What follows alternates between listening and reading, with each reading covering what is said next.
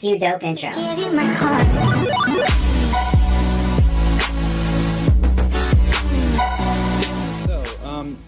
I make this video, the first of a series on staying safe online, after recently reading a statistic on just how much money the United States, businesses primarily, but individuals as well in the United States, lost due to ransomware last year. And it was something like $1 zillion, more or less. It was a lot. It was a whole stinking lot of money we lost, over $1 trillion, actually, to be a little more precise. And so I think this would be a good time to talk about, staying safe online, because ransomware is one of those things that,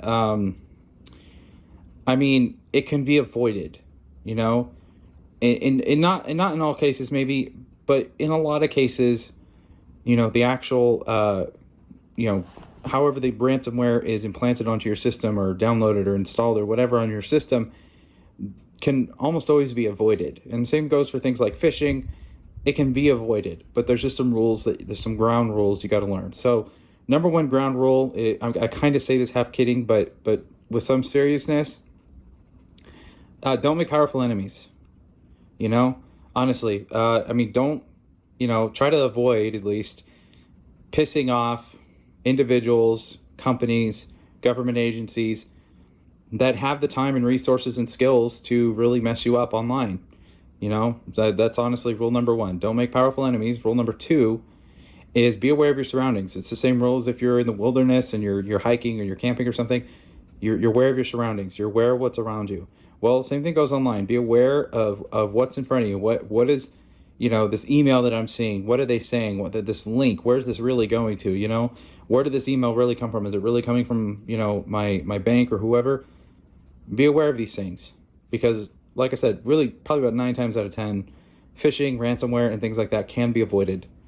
And all of the fallout, therefore, can be avoided as well. Honestly, use a VPN. And I know a lot of people, the opinions are pretty varied on VPNs. The opinions vary literally between they're 100% useless to they're the next thing since, or the best thing since, the Tesla coil or sliced bread or something. But it's like, actually, one of the reasons why I made this channel, fun fact, is I watched some video made by some ignoramus dude who was saying basically how VPNs are completely useless and yada yada, and I was just like, dude, I commented on his video, I was like, dude, you do not know the technology if you're saying that. You literally have no clue what you're saying. Please stop. And that's one of the reasons why, I got tired of people saying stupid crap on YouTube and not knowing what they're talking about. So me, with my background in computer science, information technology, cybersecurity, and some other things, decided I would try to set the record straight on a few things. So one of the things is VPNs here. Okay, so VPN, what is it? Virtual private network. What is it really?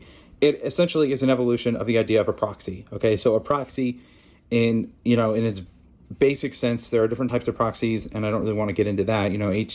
There's HTTP proxies, SOCKS 4, SOCKS 5, and I don't know, however many others there are out there. There are a lot of different types of proxies.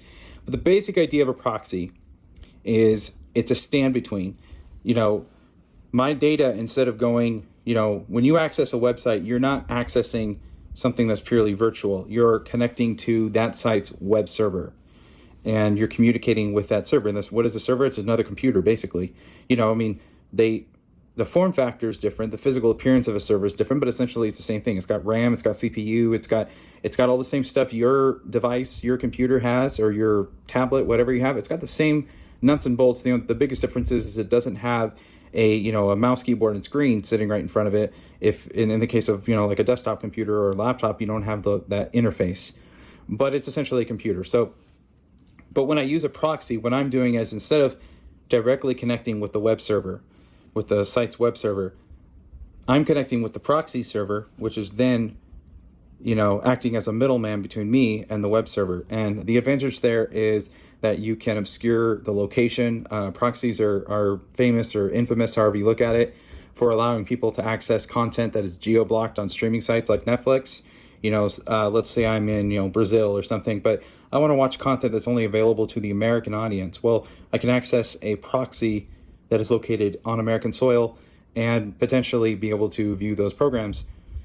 That's essentially what it's doing. It's making the web server think, and it's providing, it's making it think that the request and the information is going and coming from the proxy server. So you have that advantage of being able to obscure your location, obscure what device you're using, and so forth. Well, a VPN is an evolution of that, where you are using a remote server.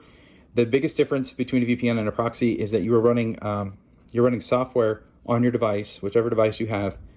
You're running the VPN software, which is encrypting that data before it even ever leaves your device, before it ever even travels to the VPN server. It is being encrypted. Most VPNs nowadays are using AES 256-bit encryption, which there is currently no known technology or techniques to brute force crack that encryption, contrary to some other ignoramus statements that people have made here on YouTube and elsewhere. There is no known technology. The last time I calculated is the most powerful supercomputer in the world, which currently is in Japan. Somehow that isn't surprising, but the most powerful supercomputer in the world will take somewhere in the neighborhood of 2 billion years to brute force crack 256-bit encryption. So yeah, we're nowhere near. Quantum computers may be able to do it in the next 50 years or so, but even that is problematic. So the regular internet, by the way, I should probably just sidebar here. The regular internet, most sites are using 128-bit SSL encryption. So if you look at the address bar of a site you're visiting, it will say HTTP, Hypertext Transfer Protocol is the acronym there. But if it's using that encryption, there'll be an S. S just simply stands for secured. And that means it's using that SSL encryption. But the problem is and the reason why VPNs, one of the biggest usefulness of the VPNs is the fact that you are running that software that is encrypting your data on your device. You're not relying on the remote server to do the encryption. You're not relying on any third party. Your device is doing the encryption. And the advantage there is that even though most of the internet is encrypted anyway, no encryption protocol is perfect. And there are packets of information that may go out over the internet that do not get encrypted. And that really is the problem there, that can be potentially a problem. And so whenever you communicate with another device or with the web server or whatever, whenever you're online, your device is constantly sending and receiving bits of data in the form of packets. Each packet can be, it's usually in the kilobyte range. So, any given moment, your device is probably sending and receiving thousands of data packets. Now, if you're using a secured website, HTTPS, that means it is encrypting at least the majority of those packets, but every so often it screws up and it doesn't encrypt something. Well, having the VPN and having the VPN software helps ensure that all of those device packets gets encrypted, because then if the HTTPS screws up and doesn't get some of the data packets encrypted properly, hopefully the VPN software will catch those and will encrypt them. And if the VPN software likewise messes up, doesn't get everything encrypted properly, then SSL should be able to. So the odds of any sufficient number of data packets not being fully encrypted by either one of those, the HTTPS or the VPN software, is very, very slim. So you're adding a high degree of protection there. And I think that's the part with VPNs that tend to get kind of overlooked. People say, well, you're connecting to a remote server, and what if that server keeps logs? And, there's VPN providers that advertise, a no log policy, which I'm not really sure how that's supposed to work, because any remote server and any router is going to log the information.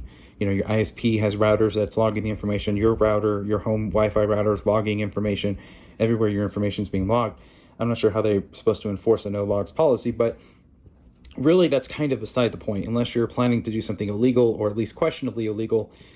I mean, whether or not the VPN provider is keeping logs at all is kind of almost a non-issue, because the biggest benefit, in my view, of a VPN is the part that generally gets overlooked, and that is the ability of your device client side to encrypt your data using an encryption protocol, AES 256 typically.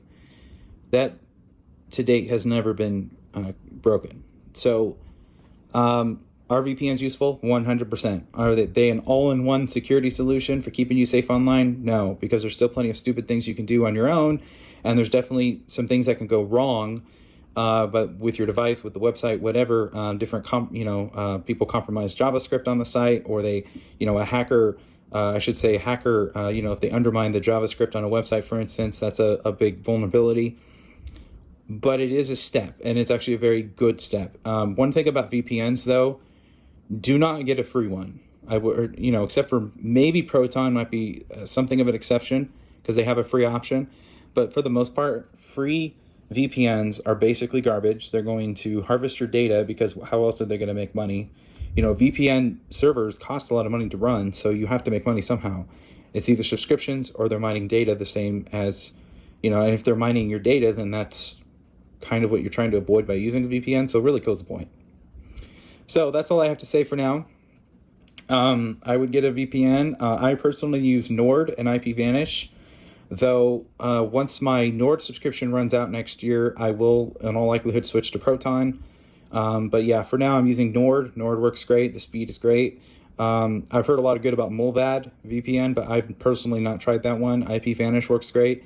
One nice thing about IPVanish is you do get access to the company's SOCKS 5 proxy. So if you want to use a proxy as opposed to a VPN, you have that option. Or if you want to use both, if you're fancy and you want to do both, set up a SOCKS 5 on your router, for instance, and have that access to SOCKS proxy and then run the VPN on your phone or something, then you can do that. And they give you access for no additional cost. So that's one nice thing about IPVanish.